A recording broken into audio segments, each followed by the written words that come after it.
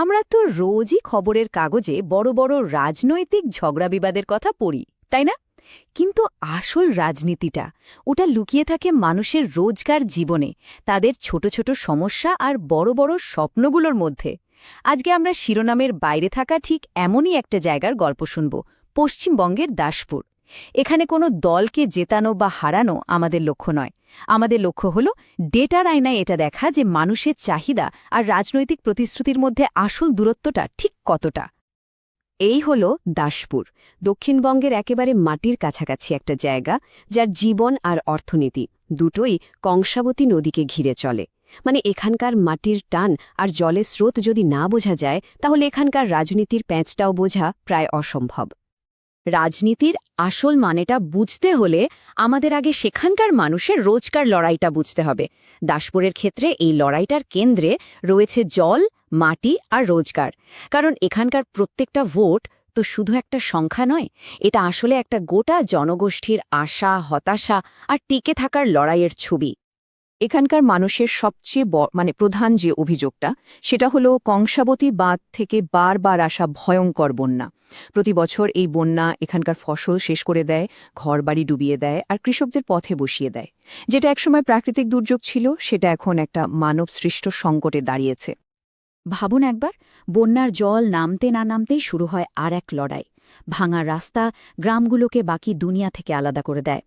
রেশনের চালে যখন গুণমান থাকে না, তখন পেটের জ্বালার সাথে সাথে অবিশ্বাসও বাড়ে। আর যখন অভিযোগ ওঠে যে বন্যার ত্রাণের টাকাটাই মানুষের কাছে পৌঁছায়নি, তখন তো শুধু টাকা নয়, গোটা সিস্টেমের ওপর থেকেই বিশ্বাসটা ভেঙে যায়। এর ওপরে স্থানীয় চাকরির অভাব তরুণদের ভবিষ্যৎটাকে একটা গভীর অন্ধকারের দিকে ঠেলে দিচ্ছে। চলুন এবার মানুষের কষ্টগুলোর কথা থেকে সরে এসে একটু ডেটার দিকে তাকানো যাক। এই ডেটাগুলোই আসলে এই ক্ষোভ আর রাজনৈতিক পরিবর্তনের ইঙ্গিত দেয়। কারণ সংখ্যা কখনো মিথ্যে বলে না, তারা শুধু সত্যিটাকে আমাদের সামনে তুলে ধরে। এই সংখ্যাগুলো একবার দেখুন। ২০১৬ থেকে ২০২১, মানে মাত্র ৫ বছরের মধ্যে একটা কেন্দ্রে বিজেপির ভোট শেয়ার প্রায় ৬% থেকে লাফিয়ে প্রায় ৪০% পৌঁছে গেছে। রাজনীতিতে এই ধরনের পরিবর্তনকে কিন্তু সাধারণ ঘটনা বলা যায় না, এ তো একটা রীতিমতো রাজনৈতিক ভূমিকম্প।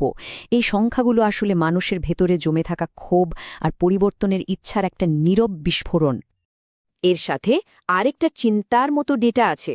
২০১৬-র তুলনায় ২০২১-এ ভোটার উপস্থিতি প্রায় ৪% কমে গেছে। যখন রাজ্য জুড়ে ভোট পরবর্তী হিংসার খবর আসছে, তখন এই পরিসংখ্যান একটা গভীর প্রশ্ন তুলে দেয়। এই যে প্রায় ৪% ভোটার এলেন না, এটা কি শুধুই উদাসীনতা, নাকি এর পিছনে কোনো ভয়ের পরিবেশ কাজ করছে? মনে রাখতে হবে, আমাদের সংবিধান প্রত্যেক নাগরিককে ভয় ছাড়া নিজের মত জানানোর অধিকার দেয়। সেই অধিকারে যখন বাধা আসে, সেটা কিন্তু গণতন্ত্রের জন্য একটা বড় বিপদ সংকেত।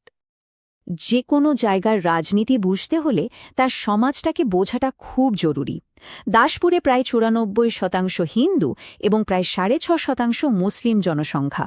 এর মধ্যে আবার একটা বড় অংশ, প্রায় ১৭% তফসিলি জাতিভুক্ত। এই সামাজিক বিন্যাসটাই কিন্তু এখানকার রাজনৈতিক দলগুলোর স্ট্র্যাটেজি আর প্রচারের অভিমুখ ঠিক করে দেয়। তো এই পরিস্থিতিতে দুটো প্রধান রাজনৈতিক শক্তি, তাদের কার কি অবস্থা, আসুন একটু কাটাছেড়া করে দেখি। কারণ ভোটের ফল তো শুধু প্রার্থীর ওপর নির্ভর করে না, পুরো সিস্টেমটা কিভাবে কাজ করছে তার ওপর নির্ভর করে। এখানে একটা বেশ অদ্ভুত ব্যাপার চোখে পড়ে। একদিকে ৩ বারের জয়ী বিধায়কের আমলে কিছু সরকারি সুযোগ সুবিধা, মানে কল্যাণমূলক প্রকল্প মানুষের কাছে পৌঁছেছে, কিন্তু অন্যদিকে রাস্তাঘাট বা বন্যা নিয়ন্ত্রণের মতো একদম বেসিক পরিকাঠামোর অবস্থা খুবই খারাপ। আর এর ফলে মানুষের মনে যে অবিশ্বাসটা তৈরি হয়েছে, সেটা যে কোনো ভালো কাজের সাফল্যকেও কিন্তু ম্লান করে দিচ্ছে। এই বিশ্বাসের অভাবটাই এখন ক্ষমতাসীন দলের জন্য সবচেয়ে বড় ঝুঁকির কারণ। অন্যদিকে যারা চ্যালেঞ্জার, মানে বিজেপি, তাদের সুবিধে হল তারা মানুষের প্রতিষ্ঠান বিরোধিতাকে কাজে লাগাতে পারছে, আর তাদের একটা সংগঠিত ক্যাডার বাহিনীও আছে। কিন্তু তাদের দুর্বলতার জায়গাগুলো খুব পরিষ্কার। বুথ লেভেলের সংগঠন এখনও ততটা শক্তিশালী নয়। আর সবচেয়ে বড় যে চ্যালেঞ্জটা, সেটা হলো তাদের প্রার্থীকে অনেক মানুষই বহিরাগত হিসাবে দেখেন। স্থানীয় রাজনীতিতে এই ট্যাগটা খুব মারাত্মক, কারণ এটা মানুষের সাথে প্রার্থীর একটা মানসিক দূরত্ব তৈরি করে দেয়। আচ্ছা, সমস্যা তো অনেকগুলো চিহ্নিত করা হলো, কিন্তু সমাধানটা কোথায়? চলুন এবার ডেটার ওপর ভিত্তি করে দেখা যাক যে দাসপুরের মূল সমস্যাগুলো মেটানোর জন্য একটা পরিষ্কার, কার্যকরী পরিকল্পনা ঠিক কেমন হতে পারে। একটা কার্যকর প্রচারের জন্য একটা পরিষ্কার স্ট্র্যাটেজি লাগে। আমরা এটাকে বলছি চতুর্মুখ কৌশল। প্রথমত, শিবের মতো আগ্রাসী হতে হবে, দুর্নীতি আর হিংসার বিরুদ্ধে স্পষ্ট অবস্থান নিতে হবে। দ্বিতীয়ত, বিষ্ণুর মতো স্থিতিশীলতা দিতে হবে, মানুষের জীবনকে সুরক্ষিত করার জন্য কল্যাণমূলক প্রকল্পগুলো চালিয়ে যেতে হবে। তৃতীয়ত, ব্রহ্মার মতো নতুনত্ব আনতে হবে, ডিজিটাল মাধ্যম ব্যবহার করে নতুন প্রজন্মের ভোটারদের কাছে পৌঁছাতে হবে। আর চতুর্থত, দুর্গার মতো সুরক্ষা দিতে হবে, নারী এবং শরণার্থীদের নিরাপত্তার প্রতিশ্রুতি দিতে হবে। দাসপুরের ১ নম্বর সমস্যা বন্যা, আর তার সমাধান হল ঘাটাল মাস্টার প্ল্যান। এর জন্য লাগবে ১,২৩৮ কোটি টাকা।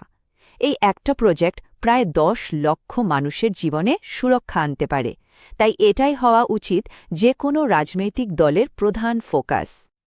এরপর আসছে বেকারত্ব। যুবকদের মধ্যে যে হতাশা, সেটা দূর করার জন্য একটা পরিষ্কার প্ল্যান দরকার। যেমন ২০ কোটি টাকা দিয়ে একটা স্কিল ডেভেলপমেন্ট সেন্টার তৈরি করা যেতে পারে, যেটা প্রতি বছর অন্তত ৫০০ যুবককে ট্রেনিং দিয়ে কাজের যোগ্য করে তুলবে। এটা শুধু একটা ফাঁকা প্রতিশ্রুতি নয়, এটা একটা বাস্তব সমাধান। মানুষের বিশ্বাসটা আবার জিতে নিতে হলে ওয়েলফেয়ার স্কিমগুলো ঠিকঠাকভাবে স্বচ্ছতার সাথে মানুষের কাছে পৌঁছে দিতেই হবে। জল জীবন মিশনের মাধ্যমে প্রত্যেক বাড়িতে পরিষ্কার জল, প্রধানমন্ত্রী আবাস যোজনার মাধ্যমে পাকা বাড়ি আর আয়ুষ্মান ভারতের মাধ্যমে স্বাস্থ্য বীমা, এই প্রজেক্টগুলোকে খুব দ্রুত শেষ করতে হবে। এই সব উন্নয়ন পরিকাঠামোর কথা তো হল, কিন্তু এর বাইরেও কিছু সংবেদনশীল সামাজিক বিষয় থাকে যা ভোটারদের মনে গভীর ছাপ ফেলে। এই বিষয়গুলোকে খুব সাবধানে সামলাতে হয়। যেমন ধরুন এনআরসি বা সিএ এর মতো ইস্যুগুলো।